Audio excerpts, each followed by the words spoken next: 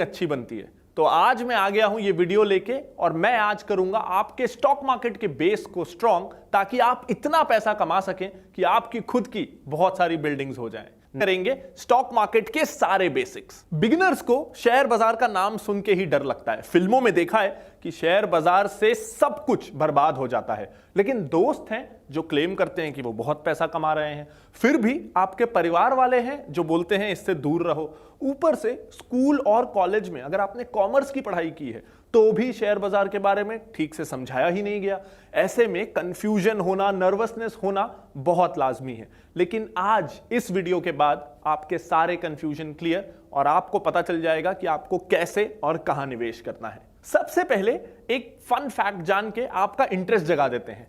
अगर आपने 40 साल पहले विप्रो में, पता है हो सकता है आप तब पैदा भी ना हुए हो, आपकी फैमिली में किसी ने अगर विप्रो के शेयर में 10,000 रुपए लगाए होते तो आज 40 साल बाद वो 700 करोड़ रुपए होते। मुझे पता है आपके मन में सवाल आएगा तब 10,000 किसके पास होते थे? 1,000 लगाए होते तो भी वो 70 करोड़ होते। 100 रुपए तो थे, वो भी लगाए होते तो आज 7 करोड़ रुपए थे। तो ये पोटेंशियल है स्टॉक मार्केट का। अब इस एग्जाम्पल से ये मत सोचिएगा कि मैं बस हर कीमत पे चाहता हूं कि आप इस मार्केट में एंटर हो ही जाइए।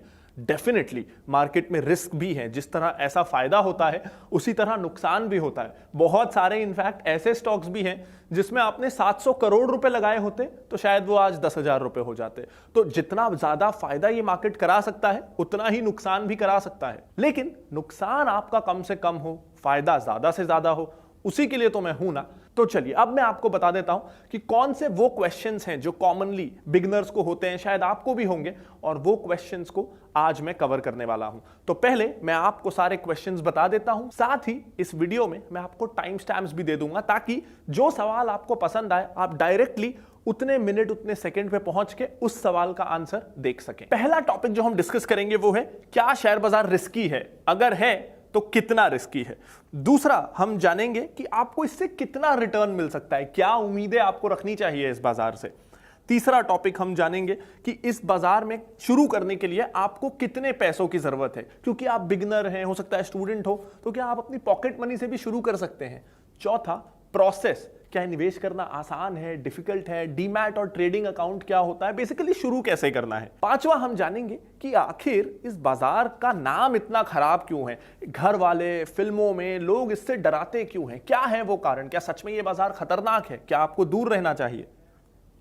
सिक्स्थ, हम जानेंगे, और ये बहुत कॉमन सवाल है, कि आप कॉमर्स बैकग्राउंड के नहीं है, आप शायद इंजीनियरिंग या आर्ट्स बैकग्राउंड से हैं, तो भी क्या आप इस बाजार में निवेश कर सकते हैं। सेवेंथ, आखिर ये बाजार चलता कैसे है, शेयर्स का दाम ऊपर या नीचे होता क्यों है, किस बेसिस पे आपको शेयर्स को सिलेक्ट करना है। और आठवां, हम जानेंगे कि अगर आपको इन डेप्थ नॉलेज चाहिए तो कौन सी वो बुक्स हैं, कौन से वो कोर्सेज हैं, करियर कैसे बनाया जा सकता है, ब्लॉग्स या मैगजीन्स कौन सी पढ़नी चाहिए। तो बेसिकली कैसे आप अपनी लर्निंग को कंप्लीट करें वो डिस्कस करेंगे इस वीडियो के एंड में। तो पहला सवाल, क्या शेयर बाजार रिस्की है? अब मैं ये आपसे पूछता हूं एक बेसिक एग्जांपल के जरिए। बेसिकली जब आप कोई शेयर खरीद रहे हैं तो आप उस कंपनी में एक छोटी सी ही सही हिस्सेदारी खरीद रहे हैं, इसीलिए उसका नाम शेयर है कि आप उस कंपनी के को ओनर बन रहे हैं। तो अब आप मुझे बताइए, अगर आप अपने किसी दोस्त के बिजनेस में पैसा लगाते हैं, किसी रिलेटिव के बिजनेस में पैसा लगाते हैं, तो वो बिजनेस अच्छा नहीं चला तो आपका पैसा डूबेगा, ये रिस्क तो है। तो उसी तरह आप शेयर बाजार में भी बड़ी कंपनियों में निवेश कर रहे हैं, किसी टाटा की कंपनी में, रिलायंस की कंपनी में, गोदरेज की कंपनी में। अब अगर वो कंपनी डूब गई तो आपका पैसा डूब जाएगा। अगर वो कंपनी ने बहुत अच्छी ग्रोथ दिखाई तो आपका पैसा भी बहुत अच्छे से ग्रो करेगा। ये बिल्कुल ऐसे ही है जैसे आप किसी फैमिली मेंबर या दोस्त के बिजनेस में पैसा लगाते हैं, इस भरोसे पे कि अगर बिजनेस बढ़ा तो मेरे को मुनाफे का एक हिस्सा मिलेगा, अगर लॉस हुआ तो ठीक है मैं लॉस सहन करूंगा, आपको ब्याज नहीं मिलेगा। शेयर बाजार में भी ब्याज नहीं मिलता क्योंकि ये लोन नहीं है। तो बहुत सारी ऐसी कंपनियां हैं जो डूबती रहती हैं, बिल्कुल उसमें लॉस होता है। लेकिन आयशर मोटर्स देख लीजिए, पिछले 7-8 सालों में उन्होंने बुलेट बाइक्स की सेल कई गुना बढ़ा दी और इसीलिए कई गुना शेयर्स भी ग्रो कर गए, यानी 1 रुपए आपका 10 गुना 20 गुना बढ़ गया। ऐसे बहुत सारे शेयर्स हैं, मैंने आपको विप्रो का एग्जांपल दिया, टीवीएस ऐसा एक एग्जांपल है जो पिछले 10 सालों में 10 गुना बढ़ा है, एमआरएफ ऐसा एक एग्जांपल है। बहुत सारे ऐसे शेयर्स हैं जो 5-6 साल में आपको 10 गुना रिटर्न दे देते हैं। तो डेफिनेटली ये रिस्की है, लेकिन इसीलिए तो रिटर्न्स भी ज्यादा है। और रिस्क मिटिगेशन के तरीके, रिस्क को कम करने के तरीके तो हम इस वीडियो में डिस्कस करने ही वाले हैं। अब आता है दूसरा सवाल कि मुझे रिटर्न कितना मिलेगा, और फिर से एग्जाम्पल वही है, अगर आप किसी दोस्त के बिजनेस में पैसा लगाते हैं तो क्या पता आपने अगर 100 रुपए लगाए तो अगले साल आपको 10% का मुनाफा हो, कि 20% का मुनाफा हो, कि 30% का मुनाफा हो। ये बहुत ज्यादा डिफर करता है और इसका कोई फिक्स्ड क्राइटेरिया नहीं हो सकता। इसीलिए कई शेयर्स इस बाजार में ऐसे होते हैं जो कई कई साल तक 1 रुपए नहीं बढ़ते, उल्टा गिरते हैं, और कई ऐसे हैं जो 1 साल में ही 4-5 गुना बढ़ जाते हैं।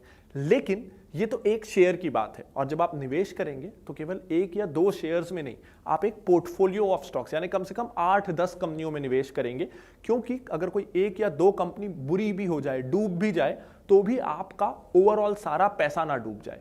इसीलिए शेयर बाजार में हम कम से कम 8-10 कंपनियों में निवेश करते हैं। तो जब एक बास्केट ऑफ स्टॉक्स होता है तो आप ये उम्मीद कर सकते हैं कि अगर आपने ढंग से निवेश किया है तो 18 से 20% का रिटर्न भारत जैसी हाई ग्रोथ इकोनॉमी में इन द लॉन्ग रन, यानी कम से कम 5 साल अगर आप इन्वेस्टेड हैं और अगर आप अच्छे स्टॉक्स पिक कर रहे हैं तो 18 से 20% के आसपास का रिटर्न आपको बिल्कुल मिल सकता है। यानी ये एफडी से, आजकल जो एफडी की दर चल रही है उससे 3 गुना ज्यादा है, और गोल्ड या रियल एस्टेट से लगभग दुगना है।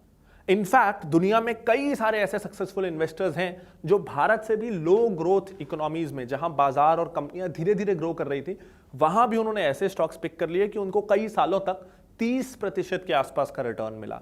तो भारत में अगर आप 20% का रिटर्न एक्सपेक्ट कर रहे हैं तो ये गलत नहीं है, लेकिन उसके लिए स्टॉक पिकिंग अच्छी होनी चाहिए। कैसे ऐसे शेयर्स ढूंढें जो सच में ग्रो कर सकते हैं और आपके पैसे को भी ग्रोथ दिला सकते हैं, इस चीज को जानने के लिए आप, बहुत इंटरेस्टिंग सवाल, कितने रुपए से शुरू करना काफी है।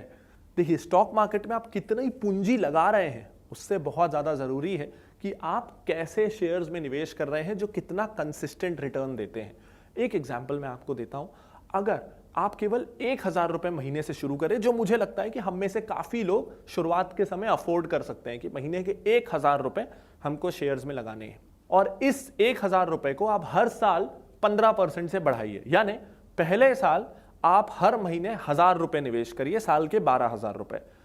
अगले साल से आप 15% बढ़ा दीजिए, यानी आप 1150 रुपए हर महीने निवेश करिए, और ऐसे हर साल जैसे जैसे आपकी इनकम बढ़े, आप स्टूडेंट लाइफ से हट के अर्निंग मेंबर बने, या आपका जॉब में प्रमोशन होगा तो सैलरी बढ़े, तो अगर आप ऐसा करते हैं 1000 रुपए से शुरुआत और हर साल 15% का इंक्रीमेंट, और आपको आपके इन्वेस्टमेंट पे केवल 15% का ही रिटर्न मिलता है, 18 या 20 भी नहीं, तो भी 1000 रुपए से शुरू करके 25 साल बाद आपके पास 1 करोड़ रुपए होंगे। इसमें की क्या है, आपको 25 सालों तक निवेश करते रहना है, दूसरा आपको 15% अमाउंट बढ़ाते रहना है, तीसरा आपको 15% का रिटर्न आना चाहिए। ये 3 चीजें हुई, 25 साल बाद 1000 से शुरू करके आपके पास 1 करोड़ रुपए। सब कुछ इतना अच्छा है तो शेयर बाजार का नाम इतना क्यों खराब है, क्यों लोग इससे डरते हैं? एक सिंपल रीजन बताऊं आपको, ये ना माइंडसेट का प्रॉब्लम है। जब हम प्रॉपर्टी खरीदते हैं तो कोई भी ऐसा सोचता है कि 4 महीने में दाम डबल हो जाए, 4 महीने में मैं बेच के निकल जाऊंगा। कोई गोल्ड लेता है तो पुश्तों को पास ऑन करते हैं, लेकिन सोना बेचते नहीं। कोई ऐसा नहीं सोचता कि आज ले लेता हूं, 1 महीने बाद जब सोना बढ़ जाएगा तो बेच दूंगा।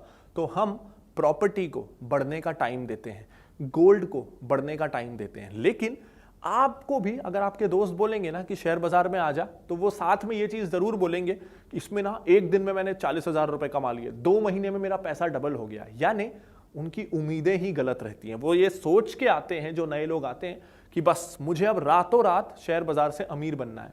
अब रातों रात अमीर तो लॉटरी से बना जा सकता है, या कहीं जुआ खेल के अगर आपकी किस्मत अच्छी हो तो बना जा सकता है। तो अगर आप शेयर बाजार को जुआ जैसे खेलेंगे कि कंपनी के बारे में जिसमें आप ओनर बनने जा रहे हैं, जिसका शेयर आप खरीदने जा रहे हैं, उसके बारे में, उसका मैनेजर कौन है, कंपनी का बिजनेस मॉडल क्या है, ये सब पता किया नहीं, लेकिन बस कोई चार्ट देख लिया या किसी से सुन लिया और शेयर ले लिया, तो ऐसे में तो नुकसान होगा ही। तो इसी तरह लोग जल्दी पैसा कमाने के चक्कर में कोई 1 रुपए 2 रुपए वाला पेनी स्टॉक ले लेते हैं, जिस कंपनी का कोई आगे पीछे कुछ नहीं है, ये सोच के कि ये 1 का 2 भी हो गया ना तो मेरा पैसा डबल।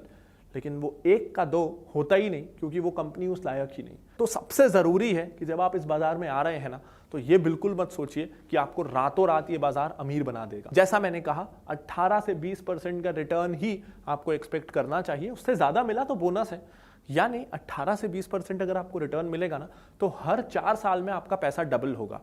जो बैंक के एफडी से अगर हम कंपेयर करें तो बैंक एफडीज में आजकल 11-12 सालों में पैसा डबल हो रहा है आज के इंटरेस्ट रेट के हिसाब से। तो उससे 3 गुना बेटर रिटर्न्स आपको ये मार्केट ऑफर कर सकता है, जो काफी है। इससे ज्यादा लालच करना नहीं प्लीज। अब आपने पढ़ी है इंजीनियरिंग या आपने पढ़ लिया आर्ट्स, कॉमर्स आपने पढ़ा ही नहीं, तो भी क्या आप शेयर बाजार में निवेश कर सकते हैं? गुड न्यूज दूं, कर सकते हैं। कौन सा आपका स्ट्रीम है, कौन सा एजुकेशन बैकग्राउंड है, वो ज्यादा मैटर नहीं करता। इनफैक्ट मैं आपको 2 एग्जांपल्स देता हूं। जैसा मैंने वीडियो के शुरू में भी बताया था कि एक बार यूएस में एक सर्वे हुआ जिसमें कुछ 10 साल के 5th क्लास के बच्चों को शेयर्स पिक करके एक बास्केट बनाने के लिए बोला गया 8-10 शेयर्स का, और साथ ही उसी समय चार्टर्ड अकाउंटेंट्स को भी बोला गया कि आप भी 8-10 शेयर्स का एक बास्केट बनाओ। अब चार्टर्ड अकाउंटेंट, फाइनेंस में सबसे पढ़े लिखे लोग, और कहाँ 10 साल के बच्चे। लेकिन 5 साल बाद जब देखा गया कि किसके शेयर्स ने ज्यादा रिटर्न दिया है, तो बच्चों ने चार्टर्ड अकाउंटेंट्स को आउट परफॉर्म किया था। अब बच्चों ने क्या इंजीनियरिंग, क्या कॉमर्स और क्या आर्ट्स, 5th तक की मैथ्स, हिंदी, इंग्लिश और साइंस पढ़ा था, उतना तो आपने भी पढ़ा है। तो आप भी चार्टर्ड अकाउंटेंट से मुकाबला करने के लिए बिल्कुल तैयार हैं। अब ऐसा वो क्यों कर पाए, समझिएगा इस बात को। बच्चे थे, कौन सी कंपनियां चुनी होंगी उन्होंने? कैडबरी, डिज्नी, बारबी, इस तरह की कंपनियां जो उनको इंटरेस्ट दिलाती हैं, और वो उन प्रोडक्ट्स के कस्टमर्स हैं। तो किसी प्रोडक्ट को कस्टमर से अच्छा कौन जानेगा? तो क्योंकि बच्चों ने उस कंपनी के प्रोडक्ट्स खुद यूज किए थे, उन्हीं कंपनियों को पिक किया, यानी वो कंपनियां अपने कस्टमर्स को सेटिस्फाई कर रही थी, तो वो कंपनी ने अच्छा करना ही था। ज्यादातर चांसेस यही होती हैं, इसीलिए उन बच्चों ने आउट परफॉर्म किया। वहीं चार्टर्ड अकाउंटेंट्स ने लंबी लंबी बैलेंस शीट्स पढ़ी, पता नहीं क्या क्या फाइनेंशियल कॉम्प्लिकेटेड कैलकुलेशंस की, लेकिन ग्राउंड रियलिटी नहीं देखी। अगर आप इंजीनियर हैं तो रियल एस्टेट, इलेक्ट्रिकल मशीन्स, इस तरह के प्रोडक्ट्स बनाने वाली कंपनियां चुनिए। तो वो कंपनियां चुनिए जिनको आप जज कर सकते हैं, and you will do pretty well. एक और एग्जांपल, इन जनरल ये माना गया है कि फीमेल डॉक्टर्स जो हैं वो सबसे अच्छी इन्वेस्टर्स होती हैं। क्यों? डॉक्टर्स हैं, उनको तो फाइनेंस की नॉलेज नहीं है, लेकिन वो इसलिए कि वो अपनी लाइफ्स में बहुत बिजी रहती हैं, प्रोफेशनल लाइफ, पर्सनल लाइफ, घर आके भी काम और इस तरह के काम में। तो उनको बहुत ज़्यादा नंबर क्रंचिंग का, बहुत ज़्यादा कॉम्प्लिकेटेड फाइनेंशियल एनालिसिस करने का टाइम नहीं मिलता। वो जनरल नॉलेज से कि मुझे क्या प्रोडक्ट पसंद है, और दूसरा क्योंकि टाइम नहीं है तो इन्वेस्ट करके भूल जाती है। कुछ भी इन्वेस्ट किया 5-10 साल तक चेक ही नहीं किया, जिसके कारण ट्रांजैक्शन कॉस्ट कम होती है, और कंपाउंडिंग जो मैंने उस एसआईपी कैलकुलेटर में आपको बताया, वो अपना पूरा असर दिखा पाती है। तो अगर आपको कॉमर्स नहीं भी आता, कोई प्रॉब्लम नहीं है, स्टॉक मार्केट में आपका स्वागत है। और अब मैं इस वीडियो के 2 सबसे इंटरेस्टिंग पार्ट्स डिस्कस करने वाला हूं कि शेयर का दाम ऊपर या नीचे रोज क्यों होता है, और कैसे प्रिडिक्ट किया जाए कि कब दाम बढ़ेगा, कब गिरेगा, और क्यों कंपनियां शेयर बाजार में लिस्ट होती हैं। और दूसरा, मैं आपको बताने वाला हूं मेरी फेवरेट बुक्स, मेरी फेवरेट वेबसाइट्स इन्वेस्टिंग सीखने के लिए, मैंने कैसे इन्वेस्टिंग सीखी, और अगर आपको इसमें करियर बनाना है तो आप कैसे बना सकते हैं। लेकिन ये 2 टॉपिक्स डिस्कस करने के पहले एक लाइक इस वीडियो पे बनता है, और अरे आपने अभी तक इस चैनल को सब्सक्राइब नहीं किया है तो दबा दीजिए सब्सक्राइब बटन को, और अगले वीडियोस भी आप तक मिलते रहें और आप हर हफ्ते और ज्यादा इन्वेस्टिंग सीखते रहें। तो चलिए अब जानते हैं कि ये शेयर बाजार का आखिर कंसेप्ट क्या है और क्यों प्राइसेस ऊपर नीचे होते हैं। तो देखिए, अगर आपको कोई बिजनेस शुरू करना है तो आपको अगर थोड़े बहुत पैसे चाहिए तो घर वाले दे देंगे, रिलेटिव्स दे देंगे, फ्रेंड्स दे देंगे। अगर थोड़े और पैसे चाहिए तो बैंक दे देगा। लेकिन आपको चाहिए 20,000 करोड़।